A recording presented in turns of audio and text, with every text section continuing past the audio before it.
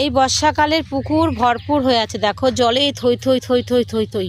মনে হচ্ছে যেন একটা অপূর্ব বিশাল বড় একটা পুকুর বা নদীর মতন হয়ে আছে পুকুরটা। ওই মাথা থেকে এই মাথা পর্যন্ত অনেকটাই বড় আমাদের বাড়ির সামনেই পুকুরটা। পুকুরে প্রচুর পরিমাণে মাছ আছে, আর পুকুরে চারপাশটা সবুজের ঘেরা, গাছপালা, ঘর বাড়ি সব কিছুই আছে। তো অসাধারণ সৌন্দর্য দেখতে লাগছে।